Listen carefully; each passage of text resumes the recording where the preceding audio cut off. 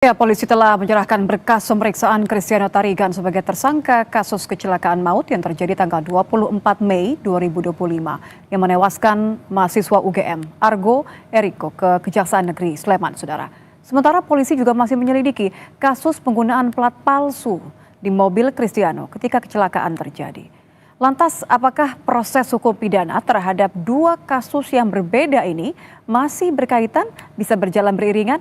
Kita bahas bersama dengan kuasa hukum keluarga Argo, ada Wasingatu Zakiah, dan Guru Besar Hukum Pidana Universitas Pelita Harapan Jamin Ginting. Selamat petang Bu Zaki, selamat petang Prof. Selamat petang, petang.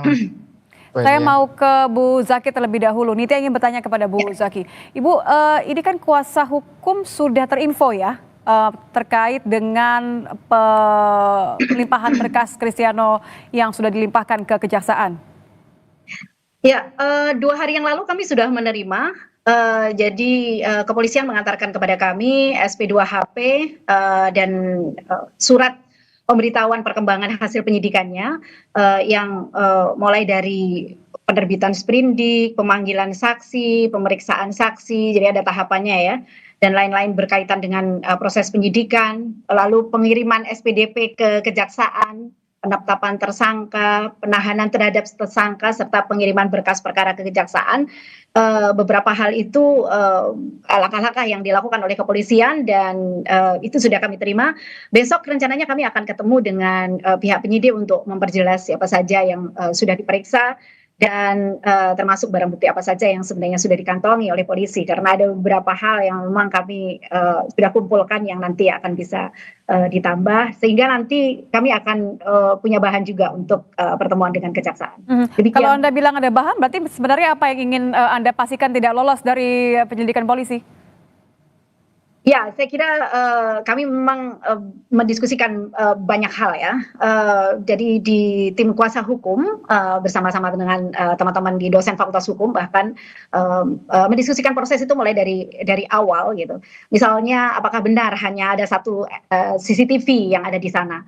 Apakah benar misalnya bahwa pada saat itu ada sejak awal misalnya dari biliar itu berada di mana, bilnya biliar itu apakah ada di sana, dan dari mana menuju kemana kan kita sudah tahu, banyak terinfo itu di media sosial, dan kami akan memastikan itu semua termasuk berita acara terkait dengan saksi-saksi yang ada yang sudah diperiksa, apakah sudah semuanya diperiksa atau belum, dan bagaimana saksi kunci yang kami juga punya terkait dengan hal ini, apakah sebenarnya selama ini sudah diperiksa atau belum. Itu yang saya kira jadi penting kita. Akan dibahas nggak terkait dengan penggantian plat mobil ini?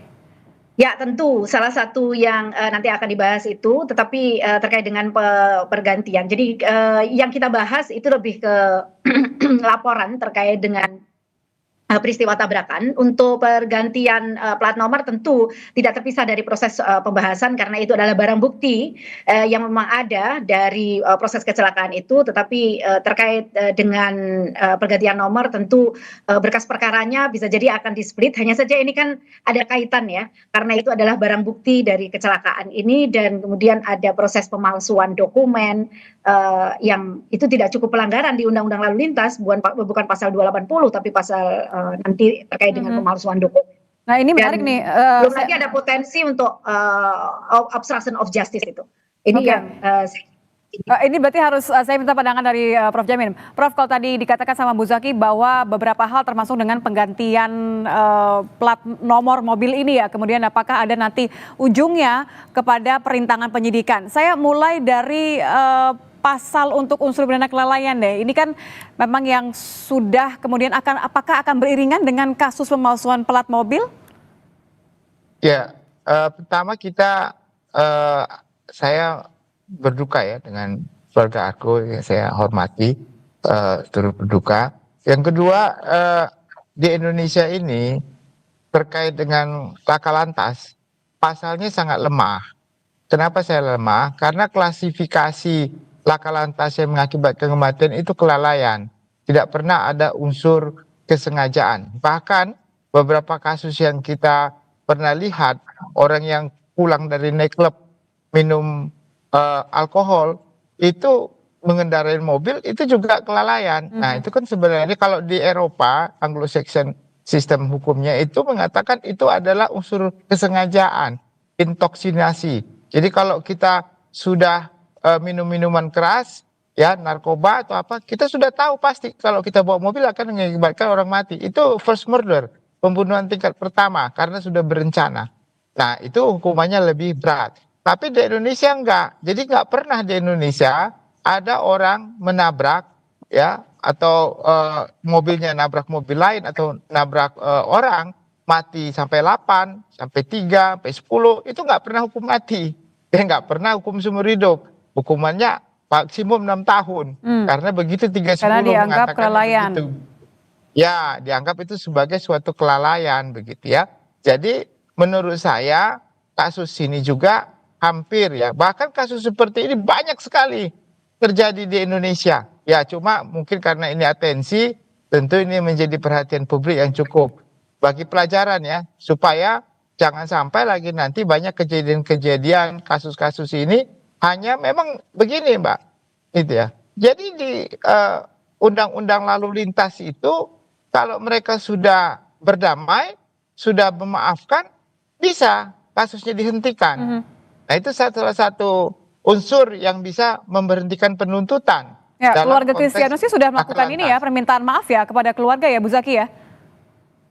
Ya, Ya, sepanjang ini dikabulkan. Kalau nggak dikabulkan kan nggak bisa juga, akan tetap lanjut begitu. Ya, Bu Zaki, keluarga atau ayah dari tersangka Kristianus ini kan sudah meminta maaf kepada pihak keluarga, tapi jelas dari sudut pandang keluarga bahwa ini harus tetap diproses secara hukum dan jelas. Artinya Anda memang sependapat dengan apa kata Prof. Jamin tadi bahwa tidak bisa dianggap sekedar ini kelelahan kemudian sampai menghilangkan nyawa. Ya, satu saya kira permintaan maaf itu secara di publik sudah kita tahu semua.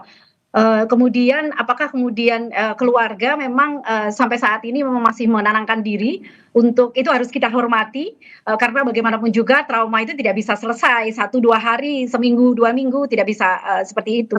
Maka mohon sekali untuk banyak pihak tidak segera datang dan kemudian untuk melakukan hal-hal yang mengganggu keluarga. Ini saya kira sangat penting untuk kami sampaikan. Kemudian yang kedua terkait dengan pasal 310 memang ini soal kelalaian, tetapi sebenarnya ada pasal 311 di mana mengemudikan kendaraan bermotor dengan cara atau keadaan yang membahayakan nyawa orang lain, ini sebenarnya pakai pasal 311 yang sampai dan saya kira unsur apakah kemudian ada pengaruh alkohol dan lain yang secara urin itu kemudian hasil pemeriksaan urin kan menurut kepolisian itu tidak ada pengaruh alkohol, tapi memang kita melihat ada beberapa hal, misalnya dia 16 jam konon kabarnya belum istirahat. Kemudian ini habis dari tempat biliar. Dari tempat biliar mana yang itu kemudian penting untuk dicari sebagai bukti. Yang ingin Anda bahas besok berarti ya? Bilnya ada hal-hal yang memang berbau alkohol atau tidak, itu kan menjadi satu hal yang penting. Saya kira itu yang tidak ada upaya pengeriman. 3 hal itu yang saya kira jadi penting untuk menjadi pertimbangan di dalam proses ini. Saya ingin kembali ke Prof. Jamin. Prof, tadi Anda belum sempat, maaf saya potong, belum sempat menjelaskan mengenai pemalsuan plat mobilnya. Ini kan selain tadi pidana kelalaian berkendara, tapi bagaimana dengan kasus pemalsuan plat mobilnya? Ya, jadi begini. Ini barang bukti yang ada di lingkungan kepolisian, menjadi tanggung jawab kepolisian.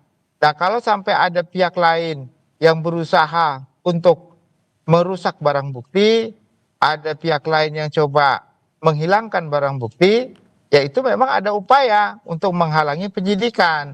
Ada upaya untuk itu. Tapi apakah niat yang dilakukan itu ada kaitan dengan pelaku utama? Itu kan 2 kasus yang berbeda, ya. Jadi kita harus mencari tahu apa sebenarnya motif niat dari pelaku ini untuk mengganti dan apakah ada kaitan dengan apakah disuruh melakukan, apakah aktor intelektualnya dari dia atau keluarganya, itu yang harus ditelusuri. Tapi kalau inisiatif sendiri, maka sulit untuk bisa kita katakan ada kaitan dengan pelaku utama. Jadi ini 2 hal yang berbeda. Satu bentuknya adalah tindakan kelalaian, satu adalah unsur kesengajaan. Oke. Jadi itu dua hal yang berbeda tentunya, gitu. Apa sih yang kurang, kan sebenarnya kan bukti CCTV-nya sudah gitu. Apa yang kurang untuk dibuktikan kalau kita mengacu kepada penetapan tersangka tadi di pemalsuan plat mobil selain yang Anda katakan harus dibuktikan, apa niatnya? Ya, tentu pertama orangnya harus diperiksa dengan sprindik tersendiri. Nah, sprindik itu akan melalui penyelidikan, akan diminta keterangan orang-orang yang ada di CCTV tersebut. Lalu setelah itu kalau memang itu ditujukan dalam rangka untuk menghilangkan barang bukti, maka kan ada niat, ada mens rea-nya.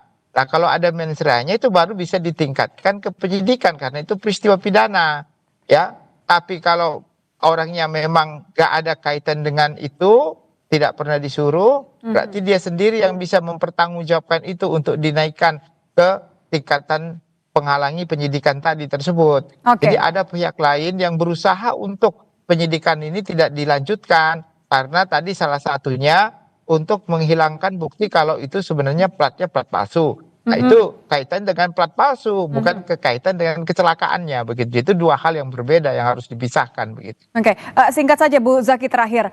Apakah dari pihak Anda, dari kuasa hukum keluarga, apakah ada semacam tim untuk menginvestigasi mandiri terkait dengan dugaan tadi tersangka baru, pemalsuan plat mobil?